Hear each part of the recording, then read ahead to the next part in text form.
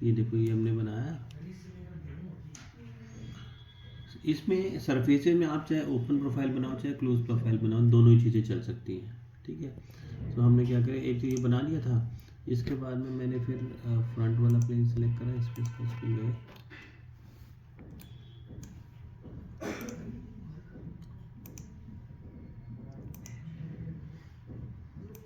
ये बना दिया। हमने ऐसे स्वीप सरफेस दिया, देखो एक्टिव हो गया कमांड, ये दिया और ये दिया, ये हमारा स्वीप वो हुआ, और ये हमारा एक, ये तो हो गया स्केच ये वाला प्रोफाइल, और ये वाला हो गया हमारा प्रोफाइल। ठीक है, ये शेप आ गई। आपको ध्यान होगा यहाँ पे हमने सीखा था फॉलो पाथ नॉर्मल कांस्टेंट में आगे से फ्लैट रखता है इसको, और इस तरह से अगर हम इस पर चाहें तो ट्विस्टिंग भी दे सकते हैं। आप एंगल दोगे तो जितनी डिग्री पे बेंड करोगे आप वैसे घूम जाएगा उसको, ये देखो।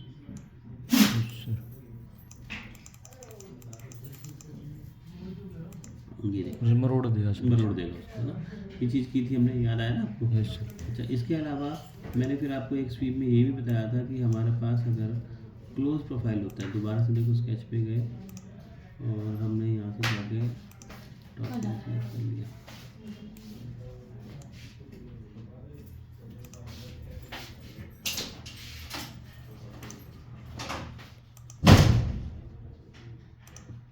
अब की बार हमने पाथ भी क्लोज बनाया, प्रोफाइल ओपन बना दिया।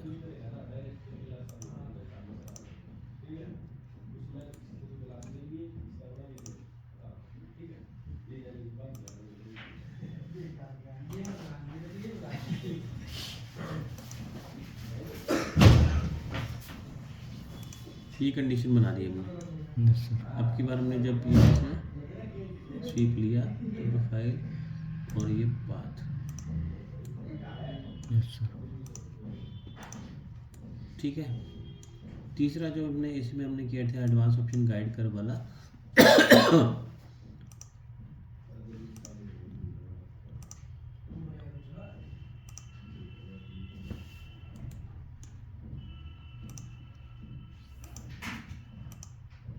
ये मैंने एक पहले एलिप्स बनाया,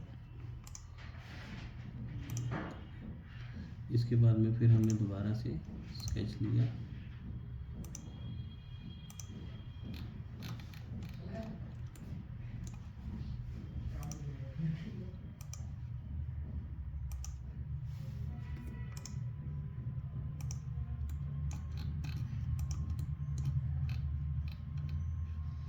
फिर हमने दोबारा से स्केच लिया,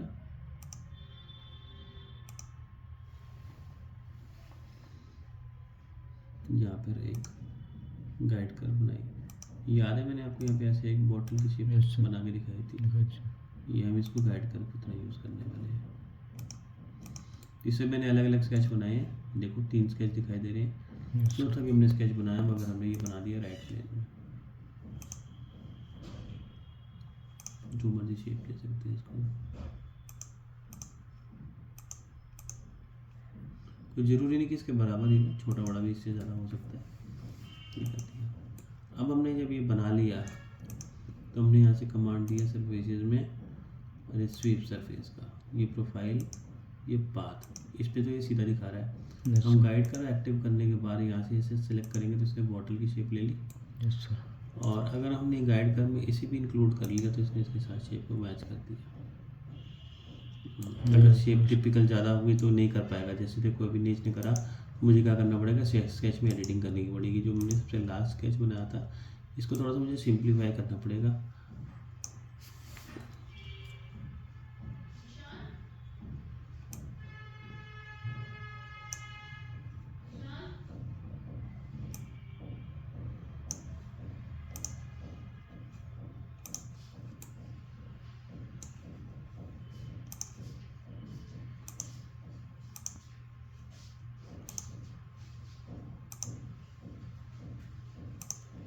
इसके साथ मैच हुआ और सेकंड इसके साथ लिया। नहीं, शेप हमें थोड़ा सा चेंज करनी पड़ेगी, ठीक है ना।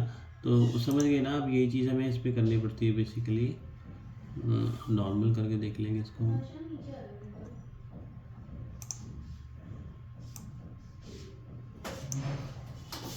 तो वो ऐसा होना चाहिए कि पॉसिबल हो सके शेप, ऐसे नहीं कि हम कुछ भी बना दें, शेप पॉसिबल होनी चाहिए।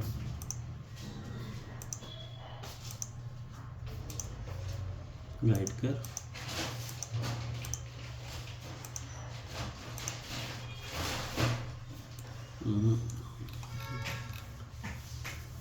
सर बीच वाले को ना ले। ये देखो ये देखो ये देखो ये देखो, ये तो ठीक है।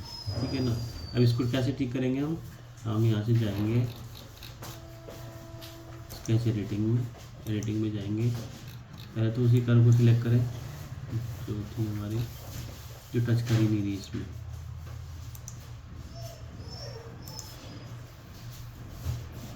ये वाली है, स्केच एडिटिंग में गए, यहाँ से इस पॉइंट को सिलेक्ट करा, कंट्रोल के साथ इस कर्व को सिलेक्ट करा, हमारे पास एक ऑप्शन आ गया पीरियड्स का, ये टच कर लिया। अच्छा, तो ये टच ही नहीं करेगा तो फिर तो बनाएगा नहीं। अच्छा, ये दूसरी साइड पे भी हमें चेक कर लेना चाहिए, ये ठीक है। ये पॉइंट की मैचिंग भी होनी ज़रूरी है, शेप भी है और वो भी, दोनों चीज़ें हैं। हमने फिर से स्वीप लिया, प्रोफाइल लिया, पाथ लिया और राइट कर ले लिया। अब ये हो जाना चाहिए सही। दूसरी करनी है।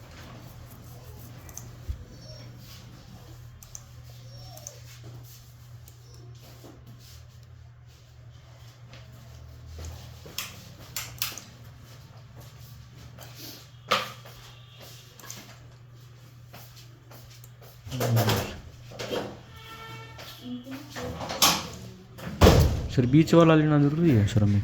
हैं बीच वाला? हाँ ये बीच वाला लेना ज़रूरी है, एक तरह से उसकी डायरेक्शन बताता है, ठीक है।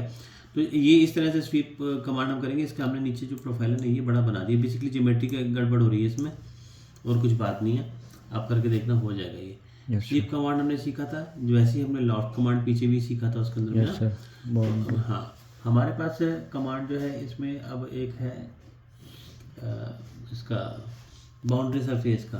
क्या था बाउंड्री सरफेस में? पहले हमने बाउंड्री सरफेस पे क्या किया सर? तीन रहते थे, बाउंड्री, फील्ड सरफेस और फॉर्म। फील्ड और रूल फॉर्म सरफेस है ना, free form. Free form ruled. हाँ बाउंड्री फील्ड तो करवा दिया था, जिसमें पैचिंग करी थी हमने, ट्रिम करने के बाद कटिंग करने के बाद यस हो गया था।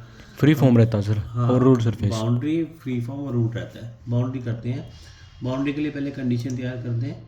हमने यहाँ से जाके